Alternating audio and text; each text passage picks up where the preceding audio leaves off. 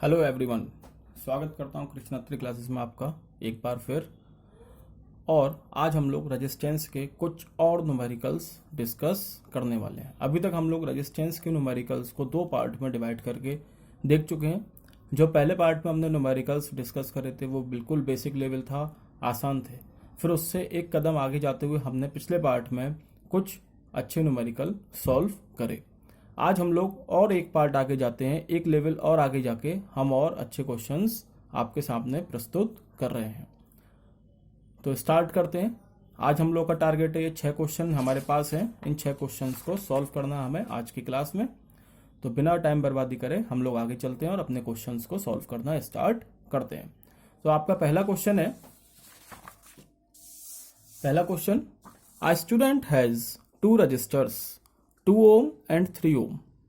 She has to put one of them in place of R2 as shown. R2 कहाँ है? यहाँ पर है। The current that she needs in the entire circuit is 9 ampere. Show by calculations which of the two resistor she should choose. देखिए question में क्या कह रहा है वो, थोड़ा क्वेश्चन लीक से हटके है, थोड़ा लैंग्वेज दे रखी है, थोड़ा दिमाग को ट्विस्ट करने वाला क्वेश्चन है। आसान क्वेश्चन है वैसे, बस थोड़ा दिमाग का यूज करना पड़ेगा। क्या कह रहा है वो क्वेश्चन में कि एक स्टूडेंट है जिसके पास 2 रजिस्टर्स हैं, एक 2 ओम का है और एक 3 ओम का है। उसको और एक हमें सर्किट गिवन है इस क्वेश्चन में, ये वाला। अभी कह रहा है कि इस स्टूडेंट को R2 की जगह, ये R2, इस R2 की जगह एक इन दोनों में से कोई एक रजिस्टर चूज करना है। किस तरीके से चूज करना है कि एंटायर सर्किट में जो आपका करंट फ्लो होगा वो एग्जैक्टली 9 एम्पियर के बराबर आ जाए, 9 एम्पियर के बराबर आ जाए। ऐसा रेजिस्टेंस चूज करना है यहाँ कि एंटायर सर्किट में जो करंट होगा वो 9 एम्पियर हो। और ये हमें कैलकुलेशन से बताना है कि कौन सा रजिस्टर उसे चूज करना है। तो देखो क्या कर सकते हैं हम इस क्वेश्चन में। ये सर्किट गिवन है तो मैं इसको दोबारा नहीं बनाने वाला, क्योंकि इस क्वेश्चन में हमें इस सर्किट को बनाने की आवश्यकता नहीं है। सॉल्यूशन 1, ये आई की वैल्यू हमें गिवन है कितनी, 9 एम्पियर। क्वेश्चन में बोला है कि एग्जैक्टली 9 एम्पियर का करंट चाहिए। तो मेरे पास वोल्टेज गिवन है, पूरे सर्किट का करंट गिवन है। तो क्या मैं यहां से रजिस्टेंस निकाल सकता हूं, V is equal to I R. और ये जो रेजिस्टेंस होगा वो कौन सा होगा, इक्विवेलेंट रेजिस्टेंस होगा, क्योंकि ओवरऑल सर्किट में ये करंट जा रहा है, ओवरऑल सर्किट इस बैटरी से कनेक्टेड है, इसका मतलब आर इक्विवेलेंट आएगा यहाँ। तो वोल्टेज है आपकी 12, करंट है आपका 9 इंटू आर इक्विवेलेंट। तो आर इक्विवेलेंट की वैल्यू यहाँ से क्या आ गई, 3 4 जा 12, 3 3 जा 9, तो 4/3 ओम। ये मेरे पास इक्विवेलेंट रेजिस्टेंस आ गया। अब यहाँ पे मुझे ये बताने की जरूरत तो नहीं लगती कि R1 और R2 किस में है, पैरेलल में है, क्योंकि यहाँ पे करंट डिवाइड हो रहा है। तो R1 and R2 are in parallel. तो इन दोनों के कॉम्बिनेशन से मुझे क्या मिलेगा, R इक्विवेलेंट मिलेगा। तो 1/R इक्विवेलेंट कितना हो गया, 1/R1 plus 1/R2। R equivalent की वैल्यू अभी आप लोगों ने निकाली है, 4/3 है, तो यहाँ पे 4/3 पुट कर देंगे। इजिकल टू R1 की वैल्यू क्वेश्चन में गिवन है 4 है, और R2 वो है जो आपको निकालना है। ये 3 ऊपर चला जाएगा तो ये हो गया 3/4। ये 1/4 इधर आएगा तो माइनस का हो जाएगा, तो -1/4 is equal to 1/R2। On solving this we will get 2/4, 3 - 1 तो 4 है ही, तो 2/4। तो यह कितना आ गया, R2 की वैल्यू आपकी आ गई 2 ओम। तो इस क्वेश्चन का आंसर आपको क्या मिला कि 2 ओम और 3 ओम में से उसको कौन सा रजिस्टर चूज करना है, 2 ओम वाला चूज करना पड़ेगा अगर उसे एग्जैक्टली 9 एम्पियर का करंट चाहिए। तो ये हो गया आपका पहला क्वेश्चन। तो आप यहां लिख सकते हो, therefore student should choose 2 ohm resistor to get the current in entire circuit, to get 9 ampere current, to get the 9 ampere current in entire circuit. देखा, सिंपल क्वेश्चन था बिल्कुल, और ये आपके सीबीएसई का ही क्वेश्चन है, सिंपल क्वेश्चन था, सिर्फ थोड़ा लैंग्वेज दे रखी थी इसलिए शायद स्टूडेंट इसको देख के घबरा जाए। क्वेश्चन का सॉल्यूशन बिल्कुल सिंपल है। आगे चलते हैं और अपने दूसरे क्वेश्चन की ओर बढ़ते हैं। अगला क्वेश्चन है यही है जो आपके सामने। अगला क्वेश्चन में क्या बोल रहा है, ये एक सर्किट आपको गिवन है, ये वाला, एक एमीटर लगा हुआ है, और एमीटर किस में लगा हुआ है, देखो ध्यान से, सीरीज में लगा हुआ है। एमीटर हमेशा सीरीज में कनेक्ट होता है। एमीटर लगा है, एक बैटरी लगी हुई है 3 वोल्ट की बंद है, 10 ओम और 15 ओम का रेजिस्टेंस यहां गिवन है। उसने पूछा how much current is flowing, या फ्लोइंग रह गया, इज फ्लोइंग थ्रू 10 ओम और 15 ओम। 15 और 10 ओम से कितना करंट फ्लो होगा ये पूछ रहा है, और फिर एमीटर रीडिंग पूछ रहा है। एमीटर यहां लगा हुआ है, इसका मतलब एमीटर मुझे क्या देगा, ओवरऑल करंट देने वाला है, सर्किट का। तो देखो, यहां से करंट निकलेगा, यहां पे करंट आएगा, मान लो आई करंट निकल रहा है यहां से, ठीक है, आई करंट निकला, और इस एमीटर से पास होते हुए, मतलब यहाँ जो करंट की वैल्यू आएगी वो क्या आएगी, ओवरऑल करंट की वैल्यू की शो करेगा ये एमीटर, जिसको हमने आई मान लिया। आगे जाएगा और यहाँ जाके आपका करंट टूट जाएगा, मान लो I1 और I2 में टूट गया, और आगे जाके फिर मिल जाएगा, तो यहाँ से फिर से I निकलेगा, I1 प्लस I2 के बराबर। तो हमें क्या क्या निकालना है, हमें एमीटर रीडिंग निकालनी है, मतलब I की वैल्यू, और हमें दोनों रजिस्टर से कितना करंट फ्लो हो रहा है ये निकालना है, मतलब I1 और I2 निकालना है। तो इस क्वेश्चन में हम लोग क्या कर सकते हैं कि हमें क्लियरली दिख रहा है 10 ohm and 15 ohm are in parallel, ठीक है, 10 ohm and 15 ohm are in parallel, ठीक है। तो हम यहाँ से आर इक्विवेलेंट निकाल सकते हैं, 1/R equivalent is equal to 1/10 plus 1/15। What will be there LCM 30, and this is 3 plus 2 which we get 5/30, and this becomes R equivalent is equal to 6 ohm। तो जो आपके R equivalent की value आई वो आ गई 6 ohm। R equivalent 6 ohm है, battery 3 volt की connected है, तो आपका यहां से आ जाएगा V is equal to IR कर देंगे, तो V कितना है 3 वोल्ट, I निकालना है, R equivalent है 6, तो यहां से I की वैल्यू कितनी आ जाएगी 3/6, यानी कि I जो आपका ओवरऑल आया वो 0.5 एम्पेयर आया, और यही I क्या है, एमीटर रीडिंग है, I तो एमीटर रीडिंग है, यही आपकी एमीटर रीडिंग होगी। तो इसमें आप लिख सकते हैं therefore ammeter reading is equal to 0.5 ampere. ये आपकी एमीटर की रीडिंग आ गई। अभी आपको करंट निकालना है, I1 और I2 की वैल्यू निकालनी है, ठीक है। I1 मैंने 10 ओम वाले में मान लिया, और I2 मैंने 15 ओम वाले में मान लिया। अब मुझे मालूम है कि ये पैरेलल में कनेक्टेड है और 3 वोल्ट बैटरी कनेक्टेड है, दोनों के अक्रॉस 3 वोल्ट का पोटेंशियल डिफरेंस होगा, दोनों के अक्रॉस, 10 ओम के अक्रॉस भी और 15 ओम के अक्रॉस भी। तो हम लगा सकते हैं V is equal to I1 dot R1, मैं 10 ओम को R1 मान लेता हूं और 15 ओम को R2 मान रहा हूं, तो V मेरा कितना है 3, I1 निकालना है, और R1 कितना है 10, तो यहां से I1 की वैल्यू क्या आ गई 0.3 एम्पेयर। अब आप लोगों को निकालनी है, 15 ओम के थ्रू। तो 15 ओम के थ्रू दो तरीके हैं, पिछले वाले लेक्चर में मैं बता चुका हूं। एक तो ये हो जाएगा कि टोटल करंट जो मेरा है वो कितने के बराबर है, I1 प्लस I2 के बराबर। टोटल करंट की वैल्यू अभी हमने निकाली है 0.5, I1 की वैल्यू मैंने 0.3 निकाली है, I2 निकालना है, तो I2 कितना आ गया 0.2 एम्पेयर। तो एक तो तरीका ये हो गया, ठीक। इसमें आप ले सकते हो, ये क्या है, I1 है करंट थ्रू 10 ओम, ठीक है, और I2 क्या है, करंट थ्रू 15 ओम। एक तो तरीका ये है। दूसरा तरीका ये है इस I2 को निकालने का कि यहाँ पे आप V is equal to I2 R2 लगा दो, R2 की वैल्यू 15 है, V की वैल्यू 3 है, सॉल्व करोगे तो यही आपको मिलेगा 0.2 एम्पेयर, ठीक है। अब मैं हर बार दोनों तरीके नहीं करके दिखाऊंगा, लास्ट लेक्चर में मैं कर चुका हूँ, अगर किसी को कोई समस्या है दूसरे तरीके में तो वो दूसरे मतलब रेजिस्टेंस के न्यूमेरिकल्स के पार्ट 2 वाले लेक्चर को रेफर कर सकता है, वहां उसको सोल्यूशन दोनों मेथड सीखने को मिलेंगे। अब चलते हैं अपने तीसरे क्वेश्चन की ओर। तीसरे क्वेश्चन में हम सर्किट डायग्राम बना लेते हैं। यहाँ पर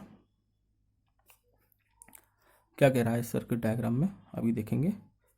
ये हमें सर्किट डायग्राम गिवन है, कुछ ऐसा ही है, थोड़ा डिज़ाइन थोड़ी अच्छी नहीं आई है। देखो ये बैटरी है, we are science student not a drawing student, तो हम लोग थोड़ी ड्राइंग को इधर उधर कर सकते हैं। हम लोगों का मकसद ये होता है कि हमारी ड्राइंग ऐसी हो जो समझ में आए, बाकी कला से हमें कोई मतलब नहीं है, सुंदरता से मतलब नहीं है। तो देखते हैं, ये आपका सर्किट गिवन है और हमें इसमें करंट की वैल्यू निकालनी है। करंट कौन सा वाला, जो यहाँ से करंट फ्लो हो रहा होगा, आई की वैल्यू निकालनी है। अब इस आई की वैल्यू निकालने के लिए मुझे आर इक्विवेलेंट पता होना जरूरी है, तभी तो V is equal to I R लगाऊंगा। वी मुझे मालूम है, ये वी की वैल्यू हो गई। आर इक्विवेलेंट निकाल लूंगा, V is equal to I R लगाऊंगा और सोल्यूशन आ जाएगा। लेकिन आर इक्विवेलेंट निकलेगा कैसे, क्वेश्चन ये है। तो आपका करंट यहाँ से फ्लो हुआ, ठीक है, यहाँ से सीधे सीधे जा रहा है और कहाँ जाके टूटेगा, इस जंक्शन पे जाके टूटेगा। इस जंक्शन पे जाके टूटा, मान लो यहाँ गया I1 और यहाँ चला गया I2। अब पहले हम देखते हैं I2 क्या कर रहा है। I2 यहाँ गया, ऐसे गया, ओहो हाँ, वी आर साइंस स्टूडेंट और we are not suppose to do this type of mistakes that what I have to here. ये जो वायर है वो यहाँ नहीं जा रहा है, ठीक है, क्वेश्चन में जो गिवन है उसके अकॉर्डिंग करना पड़ेगा ना हमें। ये वाला वायर नहीं है हमारा, यहाँ से वायर आ रहा है, देखो यहाँ से। अगर यहाँ से जा रहा होगा तो फिर कहानी अलग हो जाएगी। फिलहाल हमारा वायर यहाँ से है तो हम ऐसे बनाएंगे, ठीक है। सो ये हमारा एक्चुअल सर्किट है। अब देखते हैं क्या कह रहा है। अब पहले हम देखते हैं I2 कहाँ कहाँ जा रहा है। ये I2 आया और ये I2 आ रहा है, ये आ रहा है, अभी भी आ रहा है, इसमें भी आ रहा है I2 इसमें भी आया ना, इसमें भी आया। अब देखो अगर यहाँ वायर होता जो अभी गलती से लग गया था तो I2 मेरा यहाँ से यहाँ निकल जाता ऐसे, ठीक। लेकिन अभी वायर यहाँ नहीं है, वायर यहाँ पर है, तो क्या करेगा, I2 आ रहा है और यहाँ पे नहीं, यहाँ पे कुछ भी नहीं है, कटा हुआ है, तो ये आगे जाएगा ऐसे। तो इसमें भी I2 आ रहा है। अब यहाँ से, अब ऐसा नहीं है कि करंट आपका ऐसे चला जाएगा, नहीं, करंट आपको पॉजिटिव से नेगेटिव की तरफ जाता है, उसे पाथ चाहिए अपनी। तो यहाँ से गया था, यहाँ टूट गया I1 I2 में, ये I2 जा रहा है ऐसे, फिर यहाँ पर, फिर ऐसे आया और फिर यहाँ से ऐसे करके आपका नेगेटिव तक पहुँच गया। तो इन तीनों में I मतलब नाम दे देते हैं इनको R1, इसको R2, इसको R3 और इस वाले को R4 बोल देते हैं। तो R1 R2 और R3 में सेम करंट जा रहा है ऐसे, ठीक है। और बेचारा R4 जो है ये वाला, इसमें तो सिर्फ I1 आया और यहाँ से ऐसे ही सीधा निकल जाएगा, तो इसमें सिर्फ I1 जा रहा है, ठीक है। बाकी सब में I2 I2 I2 आ रहा है। तो जिसमें करंट सेम है मतलब R1 R2 और R3 मेरे किस में हो गए, सीरीज में हो गए, और इन दोनों के साथ जो कॉम्बिनेशन में होगा तो ये आपका पैरेलल में हो जाएगा। तो क्या मैं इस सर्किट को ऐसे बना सकता हूँ, क्या इसका इक्विवेलेंट सर्किट ऐसे बन सकता है?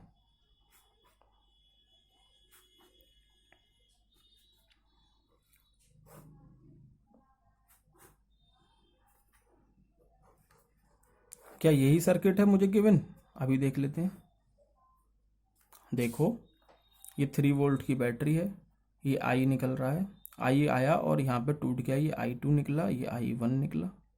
अब I2 किस किस में जा रहा है, R1 में जा रहा है, ठीक। किस में जा रहा है, R2 में जा रहा है और R3 में जा रहा है, और इन सब की वैल्यू 10 ओम है, तो वो लिखने की अब मैं जरूरत नहीं समझता, क्वेश्चन में गिवन है। और जो I1 है वो सिर्फ किस में जा रहा है, R4 में जा रहा है, तो ये हो गया R4, और यहाँ से ऐसे निकल जाएगा, ये यहाँ से निकल जाएगा, दोनों यहाँ जाके मिल जाएंगे और दोबारा से I को I बना लेंगे और यहाँ पर, ठीक है। तो आपको यहाँ से क्लियर है अब इस वाले सर्किट से कि R1 R2 R3 आपके किस में, सीरीज में है, और इनका जो कॉम्बिनेशन बनेगा वो इसके पैरेलल में आ जाएगा R4 के। तो हो जाएगा ये क्वेश्चन, आसान था, हम इसको सॉल्व कर देते हैं फिर भी। तो R1 R2 and R3 are in series, ठीक है। तो मैं यहाँ से R डैश निकाल लेता हूँ, R1 plus R2 plus R3। अब R1 R2 R3 सबकी वैल्यू 10 ओम दे रखी है, तो मैं इसको डायरेक्ट 30 ओम लिख सकता हूँ, इतना तो कर ही सकता हूँ। ठीक है, 30 ओम हो गया। अब जो आपका R डैश है और जो R4 है वो आपके किस में हो गए, पैरेलल में हो गए, R इन पैरेलल। तो यहाँ से मेरा आ जाएगा 1/R equivalent 1/R dash plus 1/R4। तो R डैश की वैल्यू है 30 और R4 की वैल्यू है 10। कितने के बराबर है, R इक्विवेलेंट के बराबर।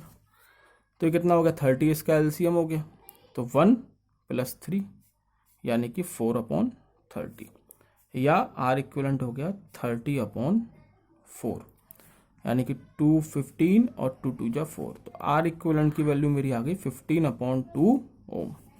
लेकिन मुझे R इक्विवेलेंट नहीं निकालना था, मुझे करंट निकालना था। तो अब तुम V = IR लगा दो। सिंस V = IR, V की वैल्यू है 3, I निकालना है और R की वैल्यू है 15/2। तो ये इधर जाएगा, तो ये कितना हो गया, I = 6/15, या मैं इसको बोल सकता हूँ I = 0.4 एम्पियर। तो ये आपका हो गया करंट की वैल्यू 0.4 एम्पियर। ये है आपका आंसर इस क्वेश्चन का। ठीक है, ये आपके 3 क्वेश्चन कंप्लीट हो गए हैं। अभी तक तो किसी भी क्वेश्चन में कोई समस्या ऐसी नहीं आई है। अगर कंसेप्ट लेके चलेंगे आगे तो किसी भी क्वेश्चन में कोई समस्या नहीं होगी। अब चलते हैं हम अपने अगले क्वेश्चन की ओर।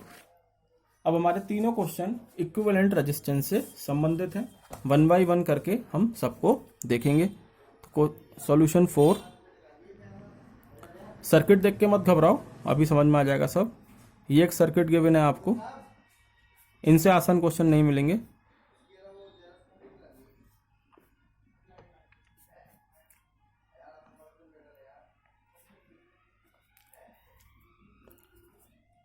यहाँ जो है ना वैल्यू दे रखी है डी, इसको नाम डी दे रखा है, इसको नाम ए दे रखा है, इसको नाम बी दिया है और इसको सी। ठीक है, तो ए की वैल्यू 1 है, डी की वैल्यू 6, सी की वैल्यू 3 और बी की वैल्यू 2। करंट यहाँ से आ रहा है और यहाँ से निकल रहा है, बस यही तो चाहिए होता है हमें, करंट कहाँ से आ रहा है और कहाँ से निकल रहा है, इसका आर इक्विवेलेंट निकाल दो। देखो करंट यहाँ से आएगा, ठीक है, और ये जंक्शन है, यहाँ टूट जाएगा, यहाँ टूट गया और यहाँ टूट गया। अब ये वाला करंट ऐसे जाके कहाँ से निकल जाएगा, यहाँ से निकल गया सीधे। ठीक है, बैटरी लग रही होगी यहाँ, जो इन लोगों ने शो नहीं करी है, इस तरीके से एक बैटरी लग रही होगी। ठीक है, हमें करंट का डायरेक्शन से मतलब है, करंट का डायरेक्शन इन लोगों ने दे दिया। ठीक है, तो यहाँ से करंट आया, ऐसे गया और यहाँ से सीधे निकल जाएगा, मतलब ये हो गया एक 6 ओम अलग। और ये वाला करंट को देखो, ये ऐसे आएगा, ऐसे आया, अभी भी ऐसे आया, ऐसे चला, ऐसे चला और फिर यहाँ पे, यहाँ से निकल जाएगा नेगेटिव की तरफ। तो क्या देखा तुमने, ये वाला जो करंट है ना भाई, ये ए में भी जा रहा है, बी में भी जा रहा है और सी में जा रहा है। इसका मतलब ए, बी और सी आपके सीरीज में हो गए और इनका कॉम्बिनेशन किसके साथ पैरेलल में हो जाएगा, 6 ओम वाले के साथ, डी के साथ। सेम क्वेश्चन ही हो गया जैसा पिछला वाला था, लेकिन सर्किट हमें थोड़ा अलग दे रखा था। तो ये 3 आपके हो गए सीरीज में। तो अब मैं दोबारा इक्विवेलेंट सर्किट नहीं बना रहा, A B C are in series. ठीक है, तो आर डैश मान लो इसको, तो ये होगा R A plus R B plus R C. तो आर ए की वैल्यू है 1 + 2 + 3, तो आर डैश आपका आ गया 6 ओम। आर डैश की वैल्यू आ गई 6 ओम।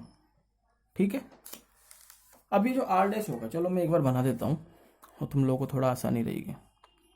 ये डी वाला है 6 ओम, ठीक, और ये 3 मेरे, क्या मैं ऐसे दिखा सकता हूँ सीरीज में, दिखा सकता हूँ, ये ए है, ये बी है, ये सी है, वैल्यू के बिना क्वेश्चन में लिख लेंगे। तो ये आपकी बैटरी लग रही होगी एक, करंट ऐसी तो आ रहा है, ये आ रहा है और यहाँ से जाते हुए यहाँ से निकल रहा है। अब समझ में आ गया, ये ए बी सी को ऐड कर दिया, 6 ओम आ गया और ये 6 ओम पहले से दे रखा है। तो अब आपका R dash and D are in parallel, parallel में हो गया, पैरेलल का साइन बना दिया। तो 1/R equivalent is equal to 1/R dash plus 1/R D. R dash की वैल्यू है 6, आर डी की वैल्यू भी है 6, 1/R इक्विवेलेंट, तो ये हो गया 2/6 यानी कि 1/3। तो आर इक्विवेलेंट आपका आ गया 3 ओम। आर इक्विवेलेंट आ गया आपका 3 ओम। तो ये हो गया आपका क्वेश्चन। सिंपल था, सिर्फ करंट को पकड़ के चलना, क्वेश्चन इजी ही लगेंगे ये वाले। ठीक है, क्वेश्चन। अब आपका question number 5, question 5 solution 5। Question तो तुम्हारे सामने है, सॉल्यूशन देखना है। तो इस सर्किट को पहले हम ड्रॉ कर लेते हैं। सिंपल है ये वाला भी।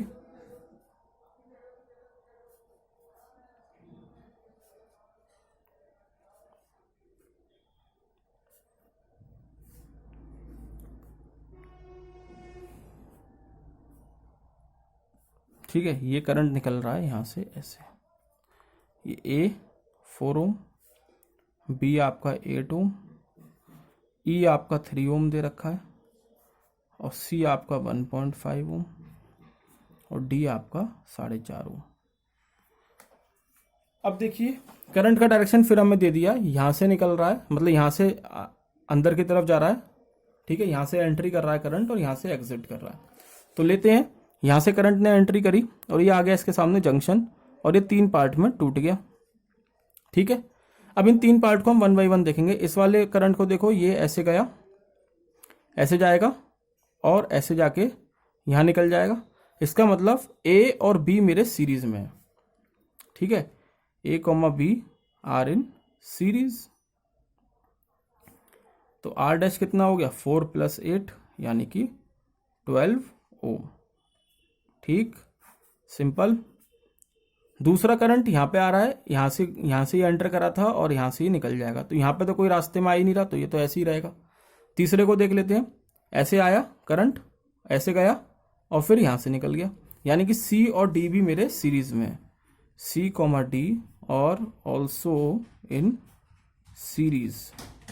तो आर डबल डैश कितना हो गया, 1.5 + 4.5, इसका मतलब आर डबल डैश हो गया 6 ओम। ठीक, अब ये कॉम्बिनेशन इनका, इसका कॉम्बिनेशन और ये वाला रेजिस्टेंस किस में होगा, ये पैरेलल में हो जाएंगे। ये आपके पैरेलल में हो गए। पैरेलल वाला सर्किट में बना सकता हूं ये।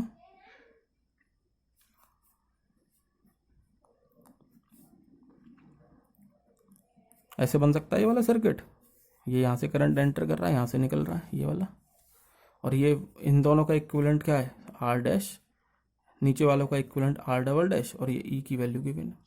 तो तीनों आपके किस में हो गए, पैरेलल में हो गए। R dash E and R double dash are in parallel. Therefore 1/r equivalent कितना हो जाएगा, आर डैश की वैल्यू 1/12 हो गया, ये है 1/3 हो गया, और ये हो गया 1/6। ई की वैल्यू 3 है। ठीक है, एलसीएम कितना आएगा, 12, 1 + 4 + 2, तो 4 2 6 1 7, 7/12। ये कितने के बराबर है, 1/r इक्विवेलेंट के। तो आर इक्विवेलेंट कितने के बराबर हो गया, 12/7। इसका मतलब 7 × 7, 7 7 × 49, 7 × 7, 1.71 करके आपका आंसर इस क्वेश्चन का आ रहा है। ठीक है, तो ये आपका 5th क्वेश्चन हो गया सर्किट से रिलेटेड, इक्विवेलेंट रेजिस्टेंस से रिलेटेड। अब चलते हैं हम आज के लास्ट क्वेश्चन की ओर। देखो, अब ये जो लास्ट क्वेश्चन है ना, इसको मैं बोल रहा हूं ये तुम्हारे बोर्ड एग्जाम में नहीं आएगा। ये तुम्हारे बोर्ड एग्जाम में आने वाला क्वेश्चन नहीं है। फिर सर करवा क्यों रहे हो, तो इस क्वेश्चन को हम इसलिए करवा रहे हैं कि ये क्वेश्चन देखने को कई जगह मिलता है। 10th क्लास वालों को अक्सर देखने को मिलता है। क्यों देखने को मिलता है, तो उसका भी एक फंडा है। ये है इंप्रेशन मारने वाला क्वेश्चन। ठीक है, ऐसे क्वेश्चन होते हैं इंप्रेशन मारने वाले। असल में ये क्वेश्चन आईआईटी का है, आईआईटी 1997 का क्वेश्चन है, और ये सर्किट डायग्राम तुम लोगों को कई बुकों में देखने को मिलेगा। क्या है इसमें, 2R और R। बोर्ड एग्जाम में मैं फिर से कह रहा हूं, बोर्ड एग्जाम में इसके आने के चांसेस बहुत कम है, ना आने के चांसेस बहुत ज़्यादा हैं, क्योंकि आईआईटी 1997 का क्वेश्चन है, मतलब 12th क्लास का क्वेश्चन है असल में। लेकिन ये डायग्राम कई जगह देखने को मिलता है, अक्सर बच्चे आके पूछते हैं ऐसा क्वेश्चन, तो इसलिए मैंने कहा हम इसको वीडियो में ही इंक्लूड कर देते हैं, ताकि बच्चों को आगे समस्या ना हो। तो ये है आपका क्वेश्चन। अब इस क्वेश्चन में क्या कंसेप्ट है? इस क्वेश्चन में कंसेप्ट है इक्विपोटेंशियल का।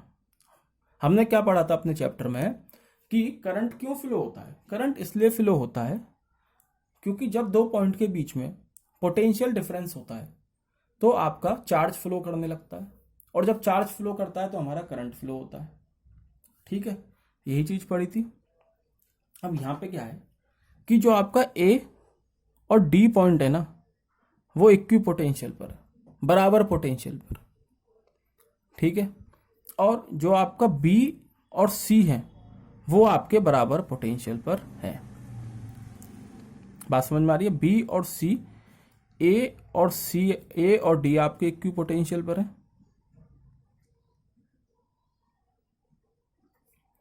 और सी और बी आपके इक्वी पोटेंशियल पर है।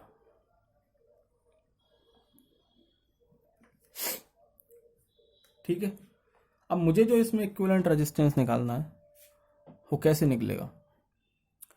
देखो, बी और सी बराबर रेजिस्टेंस पे है पर ए और सी नहीं है, तो यहां से कुछ करंट फ्लो होगा, यहां से कुछ करंट फ्लो होगा, ये करंट यहां गया ए से सी तक। ठीक है, अब बी और सी अलग अलग सेम रेजिस्टेंस पे हैं, तो यहां पे करंट जाएगा सेम, और यहां से कुछ करंट फ्लो होगा अलग, यहां से अलग। ठीक, और फिर ये वाला करंट यहां से आ रहा है। जब ये दोनों करंट यहां पहुंचेंगे तो ये क्या हो जाएंगे? मिक्स हो जाएंगे, और यहां पे अलग करंट आ जाएगा। मतलब 2R और R ये तीनों ही आपस में क्या है? पैरेलल हो गए, क्योंकि करंट अलग अलग फ्लो हो रहा है। ठीक है, यहां तो करंट फ्लो होगा ही नहीं, किसमें? ए और सी आपके अलग अलग पोटेंशियल पर है, तो इन दोनों के बीच में करंट फ्लो होगा, यहां तो होगा ही नहीं। ठीक है, तो ये गया करंट, समझना इस बात को। अब आपके ए और सी अलग अलग पोटेंशियल पर है, तो यहां से यहां करंट गया। अब सी और डी अलग अलग पोटेंशियल पर है, ठीक, तो यहां से यहां अलग करंट फ्लो होगा। और फिर बी और डी अलग अलग पोटेंशियल पर है, तो यहां से यहां अलग करंट फ्लो होगा। तो कुल मिला के मेरे जो तीनों रजिस्टर्स हैं वो किस में हो गए? पैरेलल में हो गए। तो इसका जो इक्विवेलेंट रेजिस्टेंस बनेगा वो क्या होगा?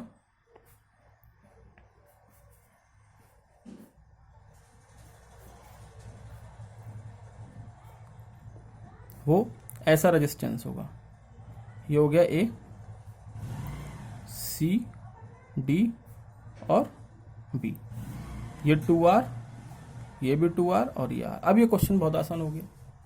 तो यहाँ पर क्या है, मैंने पहले भी बताया, आपके लेवल से थोड़ा ऊपर का क्वेश्चन है, लेकिन हम यहाँ पे कंसेप्ट लगाते हैं क्यू पोटेंशियल का। ये दोनों पॉइंट बराबर पोटेंशियल पे है, ए और डी। ठीक, क्योंकि सिंपल एक वायर ही कनेक्ट है, रेजिस्टेंस तो कहीं आया नहीं। इंटरनल रेजिस्टेंस आप लोगों के सिलेबस में नहीं है, वायर का रेजिस्टेंस आप काउंट नहीं करोगे। तो पोटेंशियल डिफरेंस सिर्फ कहाँ रहा? ए और सी के बीच में रहा होगा, ए और डी बराबर हो गए। सिमिलरली इन दोनों के बीच में वायर है, तो ये भी बराबर पोटेंशियल पे होगा, बी और सी। तो यहां से यहाँ एक करंट फ्लो हुआ ए और सी के बीच में, सी और डी अलग अलग पोटेंशियल पे, तो यहां से एक करंट फ्लो होगा, और बी और डी अलग अलग पोटेंशियल पे, तो यहां से अलग करंट फ्लो होगा। तो ये क्या हो गए? आपके पैरेलल में हो गए। तो हम यहाँ पे क्या कर देंगे फिर? 1/R equivalent is equal to 1/2R plus 1/2R plus 1/R। तो ये आपका 2R एलसीएम हो गया, 1 + 1 + 2, तो ये हो गया 4/2R, 1/R इक्विवेलेंट। तो ये 2 टाइम्स कट जाएगा इससे, तो R इक्विवेलेंट आपका कितना आ गया? R/2। तो ये है आपका आज का लास्ट क्वेश्चन। ठीक है, तो आज ये हम लोगों का था रेजिस्टेंस से रिलेटेड तीसरा पार्ट। रेजिस्टेंस के क्वेश्चंस पर हमारा ये तीसरा पार्ट था जो आज हमने डिस्कस करा। आज हमने 6 क्वेश्चन सॉल्व करे। उम्मीद है आपको 6 क्वेश्चन पसंद आए होंगे और समझ में भी आए होंगे। अगर वीडियो अच्छा लगता है तो वीडियो को लाइक करें, चैनल को सब्सक्राइब करें, कमेंट करें, शेयर करें। ओके, और घर पर रहें, स्वस्थ रहें। धन्यवाद।